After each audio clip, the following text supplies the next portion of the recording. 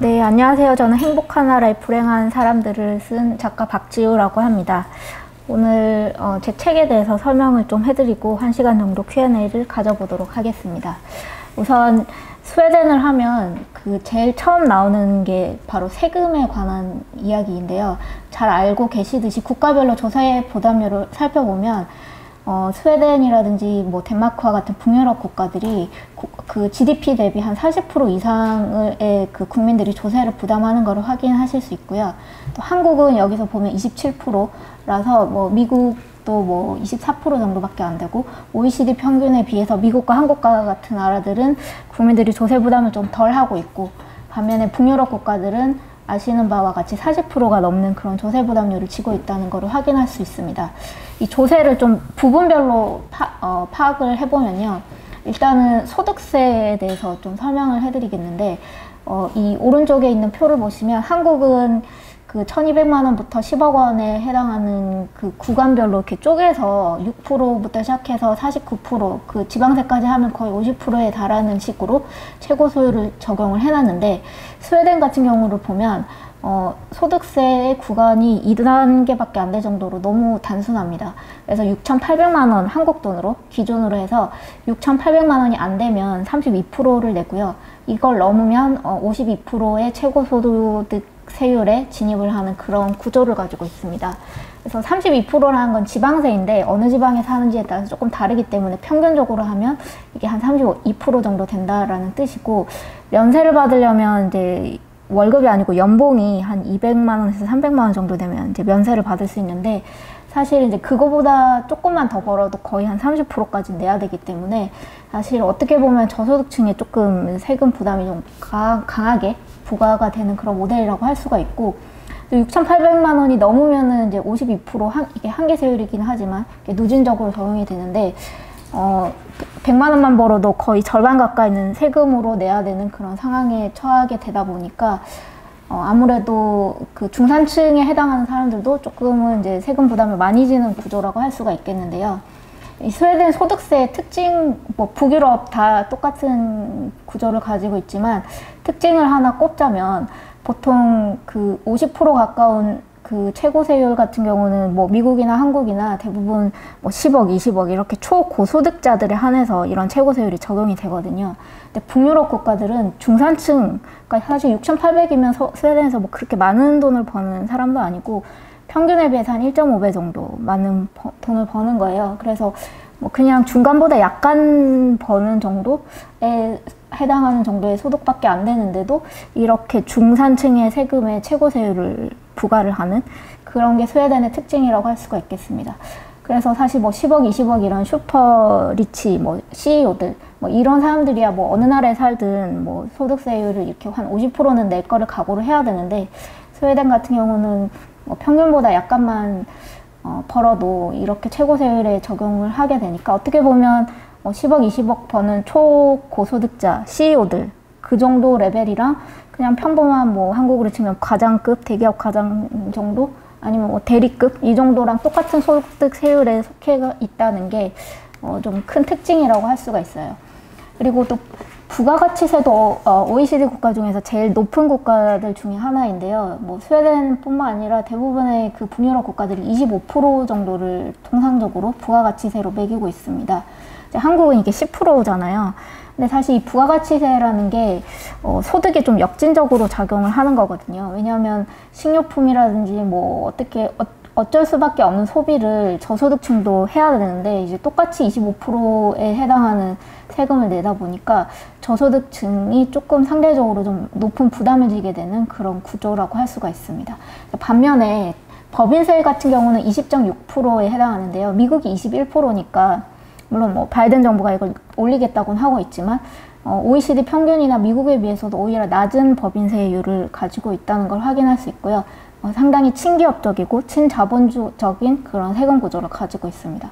그리고 또 고용주세라는 게 있는데요. 이게 4대 보험에 해당을 하는 거거든요. 아까 그 소득세에 대해서 말씀드렸는데, 소득세와 별개로 4대 보험에 해당하는 세금이 또 있고, 이거는 이제 근로자는 아니고 고용주가 전액 부담을 하고, 근로자 월급의 31.42%를 국세청에 납부를 하는 거예요. 그래서 근로자를 한 명 뽑으면은 일단 그 근로자 월급을 100만 원 주기로 결심을 했다. 이러면은 31만 원은 그 4대 보험 명목으로 내야 되기 때문에 31만 원을 따로 떼놔야 되고, 나머지 100만 원을 근로자한테 주면 근로자가 그걸 받아가지고 자기가 소득세를 내는 그런 구조라고 할 수 있으니까, 사실은 고용주가 한 사람 채용을 위해서 131만 원을 책정을 했더라도 거기서 고용주세 31만 원 빼고 100만 원 주면 거기서 최소 32%는 또 근로자가 소득세로 내니까 남는 거는 사실 뭐 절반 정도 근로자가 손해 지는 거는 그런 구조라고 할 수가 있어요. 그 고용주세는 아까 말씀드렸듯이 4대 보험, 뭐 연금이라든지 건강보험, 뭐 산재 이런 걸로 사용이 됩니다. 그리고 고용주세가 이제 고용주가 31%를 다 전액 부담을 하기 때문에 이게 근로자한테는 부담이 되지 않는다고 좀 오히려 한국보다 나은 거 아니냐라고 말씀하시는 분들도 있는데, 사실 고용주는 이 고용주세를 납부할 거를 생각을 하고 월급을 책정을 하기 때문에 어느 정도는 이 고용주세가 근로자의 월급에 조금 마이너스를 악영향을 끼치는 그런 것도 할 수가 있고, 그래서 고용주세가 납부 주체는 고용주라고 할지라도 세금이 어느 정도는 근로자한테 귀착이 된다라고 볼 수가 있습니다. 그리고 반면에 아까도 말씀드렸듯이 법인세와 같은 자본적인 거에는 세금이 상당히 낮은 편인데, 부동산세도 많이 해봤자 한 100만 원, 연간 1년에 최대 납부해봤자 한 100만 원 정도이고 높지 않습니다. 그리고 상속세하고 증여세는 뭐 많이들 아시겠지만 예전에 한 70년대, 80년대에는 상당히 이게 뭐 60, 70% 정도로 높았어요. 근데 부작용이 많이 있었고, 뭐 기업이 해외로 나가버리고 또 기업의 영속성 유지가 좀 힘들어지다 보니까 이게 2005년 돼서 전면적으로 폐지가 되었습니다. 그래서 지금은 상속세와 증여세가 아예 없는 상태이고, 반면에 이거를 뭐 주식으로 받았다든지 이렇게 할 때 물려받을 때는 세금이 없지만, 만약에 내가 물려받은 주식을 팔았다 그러면 이제 30%의 자본이득세를 납부를 하는 구조이고, 사실 이거는 뭐 유럽의 많은 나라들이 이런 식으로 상속세는 없지만 나중에 자본을 실제로 실현을 했을 때 그때 세금을 부과하는 그런 구조를 가지고 있습니다. 뭐 상속세에 대해서는 뒤에서 조금 더 설명을 해드리고요. 그리고 부유세라고 해서 뭐 자산 총액이 어느 정도 있으면 그거에 대해서 뭐 세금을 내렸던 이런 게 있었는데, 이것도 2007년에 폐지가 됐습니다. 그래서 뭐 전반적으로 보시면 근로세라든지 부가가치세 이런 데는 엄청 높은 세금을 매기고 있지만, 자본에 대해서는 되게 친화적이고 좀 낮은 세율을 유지를 하고 있다는 것을 확인할 수가 있습니다. 그래서 아까 말씀드렸듯이 스웨덴의 세금제도 특징에 대해서 좀 설명을 해드리자면, 사실 많은 분들이 스웨덴이 부자증세 모델이라고 생각을 하세요. 근데 제가 생각할 때는 부자증세는 아니고 오히려 이게 서민증세 모델에 가깝다고 생각을 합니다. 왜냐하면 아까도 말씀드렸듯이 그 근로소득세가 매우 높고, 오른쪽에 있는 표를 보셔도 아시겠지만 총 조세 대비 세원별 비중을 따졌을 때 노란색이 스웨덴이고 체크 무늬를 한 게 한국이거든요. 그리고 까만색이 OECD인데요. 노란색 그 스웨덴 개인소득세를 보시면 스웨덴이 거의 근로소득세로 총 조세 대비 30%에 가까운 그런 세원을 조달을 하고 있거든요. 그리고 중간에 그 밑에서 두 번째 부가가치세도 21%거든요. 그러니까 근로소득세랑 부가가치세만으로 50%에 가까운 세금을 조달을 하고 있다는 걸 확인할 수 있고, 반면에 우리나라는 이런 그 세원에서 거두는 세원이 좀 적은 편이고요. 그리고 법인소득세는 스웨덴이 6%밖에 차지를 하고 있지 않습니다. 그리고 사회보장 분담금하고 급여세, 이거 두 개는 4대 보험 명목으로 사용이 되는 그런 비용인데요. 그러니까 아까도 말씀드렸듯이 고용주가 뭐 31%나 되는 그런 그 고용주세를 내서 4대 보험을 충족을 시키기 때문에 이런 4대 보장 분담금이나 급여세 명목으로 세금을 좀 많이 내고 있고, 또 밑에 보시면 자산세가 있는데 자산세는 스웨덴이 2%밖에 안 되거든요. 근데 반면에 한국은 이게 12%나 된다는 걸 확인할 수가 있죠. 그래서 보시면 스웨덴이 어디서 세원을 이렇게 많이 마련을 하는가를 보면 소득세, 그리고 부가세, 뭐 그리고 그 사회보장을 위해서는 그 고용주가 내는 고용주세, 요런 거에서 거의 대부분의 세원을 마련을 하고 있지, 법인세라든지 뭐 자본에 관한 세금으로는 차지하는 비중은 상당히 미미하다고 할 수가 있습니다. 그런데 보통 부자들이 자본을 많이 가지고 있고, 또 평범한 사람들이나 아니면 가난한 사람들은 근로소득에 의존해서 살아가거든요. 그래서 이런 거를 보면 개인소득세를 이렇게 많이 매기고 여기서 대부분의 세원을 마련을 한다는 거는 중산층이나 아니면 저소득층이 이런 식으로 비용 그 부담을 많이 한다라는 뜻으로 확인을 할 수가 있고, 반면에 자본에 대한 세금은 적기 때문에 자본이 많은 부자들은 조금 유리한 그런 세제 구조라고 할 수가 있어요. 그래서 오히려 스웨덴은 서민 증세 모델을 가지고 있다라고 생각을 할 수가 있고, 상위 10% 소득자가 차지하는 세금의 비중하고 소득의 비중을 비교를 했을 때 스웨덴은 1이 나오거든요. 그러니까 상위 10% 소득자가 27%의 소득을 벌고, 그리고 그 상위 10% 소득자가 총 납부하는 세금의 비중이 27% 정도 돼요.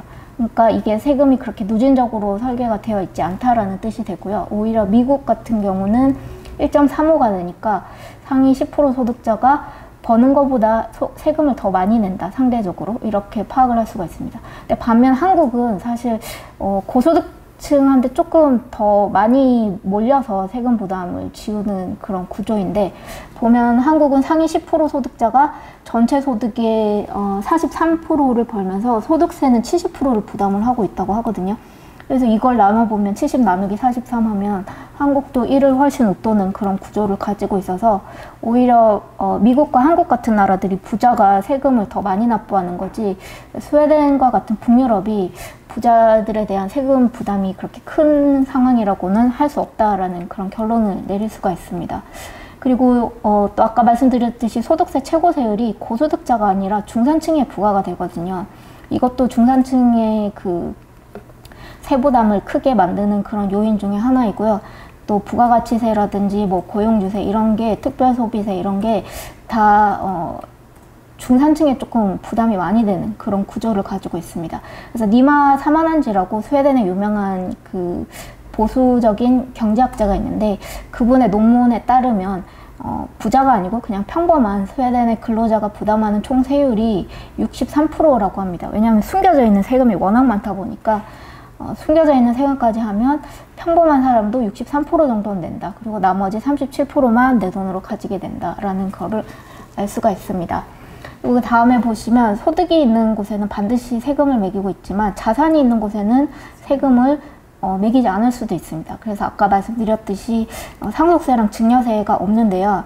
예전에 한 70년대, 80년대 스웨덴이 되게 사회주의적인 이상을 좀 강렬하게 시행하려고 노력을 했던 시기가 있었어요. 그때는 되게 사회주의적인 성향을 많이 띄었고, 그때 세금이 엄청나게 높았었던 적이 있었는데 7, 80년대 상속세가 뭐 거의 70% 가까이 올라갔던 적이 있었거든요. 그때 이케아가 본사를 스웨덴에서 네덜란드로 이전을 합니다. 그러고 이전을 할 때 상속세 때문에 이전을 한다라고 그렇게 밝히고 네덜란드로 도망갔고요. 그리고 창업자도 이민을 갔고 나중에 상속세가 폐지되고 나서 스웨덴으로 돌아왔어요. 근데 본사는 아직 스웨덴으로 돌아오진 않았고 계속 네덜란드에 있습니다. 테트라팩이라고 우유팩을 만든 회사가 있는데 예전에는 다 병에다가 우유를 담았었대요. 근데 테트라팩이 그 우유팩을 발견을 하면서 이렇게 종이에 이제 우유를 담게 되는 그런 혁명적인 발명을 한 그런 회사인데, 여기도 비슷한 시기에 해외로 나가버렸고, 그리고 유명한 인재들 뭐 영화 감독이라든지 뭐 유명한 테니스 선수, 뭐 유명한 가수 뭐 이런 사람들이 상속세 때문에 해외로 많이 나갔습니다. 그래서 인재 유출도 심했고 기업이 나가고 자본 유출이 심해지고 그리고 또 이케아라든지 테트라팩은 해외로 나갔지만 발렌베리 그룹은 나가지 않고 계속 스웨덴을 지켰다, 이런 식으로 우리나라 언론에 많이 나오는데, 발렌베리 그룹은 어떻게 했냐면 공익재단에는 상속세가 부과가 되지 않았거든요. 그래서 재단을 만들고 그 재단 밑에 지주회사를 만들고 또 지주회사가 투자회사를 거느리는 그런 피라미드 구조를 만들었어요. 그래서 그 공익재단에다가 자기의 사재와 모든 회사의 부를 다 출연을 시켜서 공익재단을 통해서 그 발렌베리 가문의 부와 경영권이 대대로 내려오게 만드는 그런 재단을 활용한 피라미드 구조를 만들었습니다. 그래서 사실은 이제 공익재단에서는 이제 상속세나 증여세 부과가 안 됐으니까 이런 식으로 세금을 피해왔던 거죠. 그래서 어쨌든 기업은 뭐 편법을 쓰든 회피를 하든 뭐 상속세를 안 내려고 자꾸 이렇게 하니까 실질적으로 세금이 높아도, 세율이 높더라도 국가가 거두는 금액은 그렇게 크지가 않았던 거예요. 그러다 보니까 그냥 2005년에 들어서 부작용도 크고 실질적으로 이게 돈이 다 나가버리고 뭐 자본을 뭐 조세 회피처에 넘겨버리고 이렇게 하니까 실질적으로 거두는 건 얼마 안 되고 이게 실익이 없다라는 판단을 했고, 그래서 그냥 전격 폐지를 해버렸습니다. 그리고 법인세도 상당히 낮게 유지를 하고 있는데요. 법인세도 스웨덴이 예전에는 높았어요. 근데 이제 지속적으로 계속 낮추고 있고, 지금도 계속 낮추고 있는 추세에 있습니다. 왜냐하면 이게 법인세라는 게 기업에 투자하고도 관련이 있고 일자리 창출하고도 연관이 있기 때문에 법인세는 항상 낮게 유지를 하고 있고요. 뭐 이 점에 대해서는 조금 이따가 다시 설명을 해드리겠지만, 사실 자본의 친화적인 이런 세율 구조를 가지고 있는 게 스웨덴의 경제 성장을 좀 도모를 하고 성장을 조금 활기 있게 만들어주는 그런 요인이 되기도 하거든요.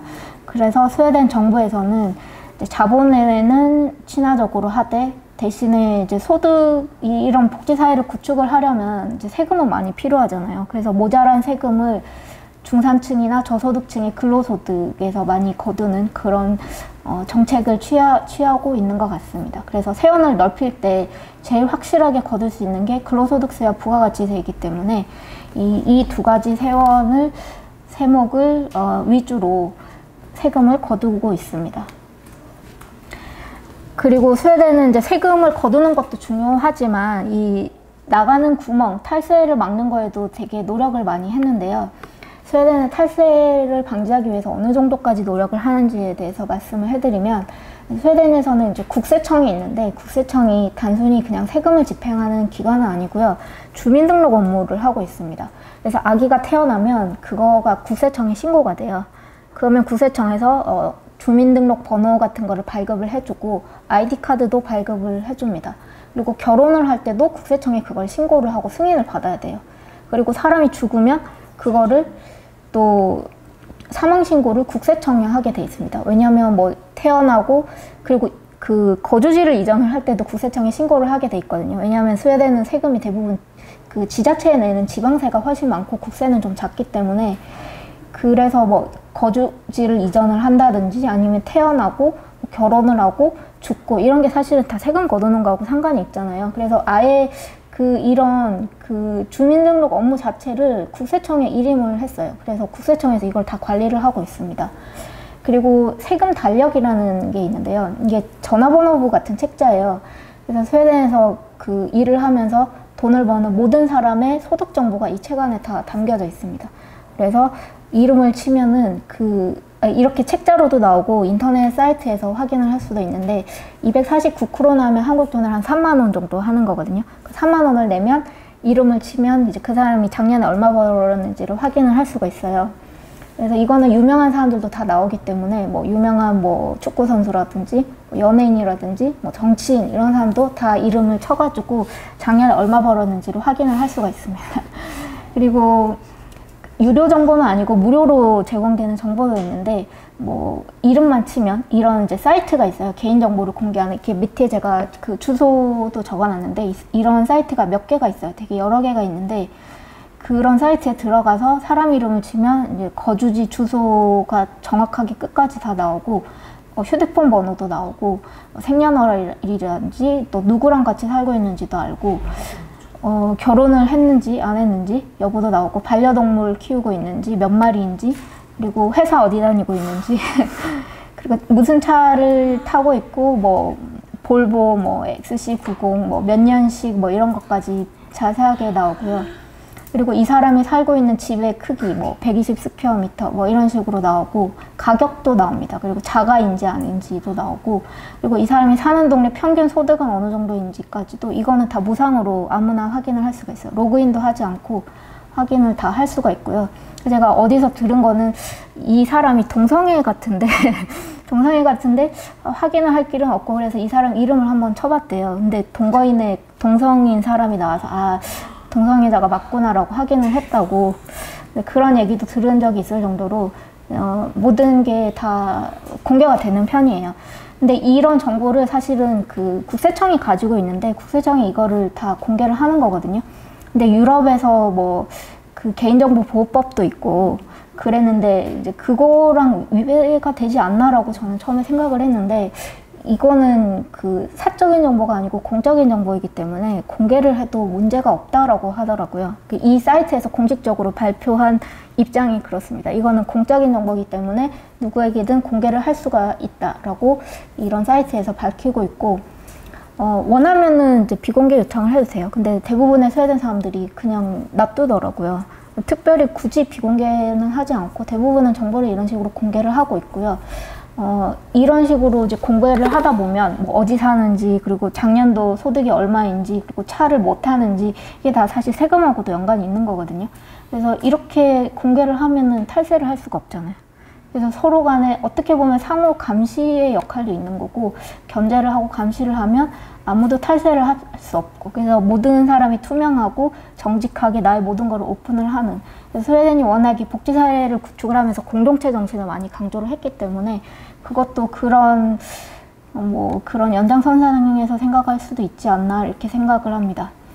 그리고 현금 사용은 이제 거의 하지 않고 있는데요. 사실 저도 스웨덴 가서 현금을 써본 적이 거의 없거든요. 왜냐하면 모든 장소에서 다 카드를 쓸 수 있기 때문에 오히려 가게에서 가끔 현금을 거부하는 경우는 있어요. 근데 가게에서 현금을 거부하는 거는 합법인데 카드를 거부하는 거는 합법이 아니에요. 불법이에요. 그래서 현금을 안 받는 가게도 좀 있기 때문에 뭐 웬만한 사람들이 사실 그냥 카드를 쓰는 게 편해서 카드를 많이 쓰고 있고, 그냥 농담으로 얘기를 해서 스웨덴에서 현금 쓸 때는 이제 거지한테 적선을 할 때나 아니면은 이제 화장실이 유료거든요. 그래서 보통 뭐 5크로나 10크로나 이렇게 내고 들어가는데, 그때 이제 현금 동전 쓸 때, 그때 말고는 스웨덴에서 현금 쓸 일이 없다 이렇게 얘기를 합니다. 근데 현금 사용을 이렇게 정부가 정책적으로 카드 사용을 늘리려고 정책적으로 되게 지원을 많이 했어요. 그래서 지금은 사실은 현금 없는 사회가 됐는데, 이것도 카드를 써야지 현금의 사용이 그 추정이 되잖아요. 그 돈이 어떻게 왔다 갔다 하는지. 그래서 이런 식으로 이제 탈세를 막기 위해서 현금 사용을 극도로 줄이는 그런 사회가 되었습니다.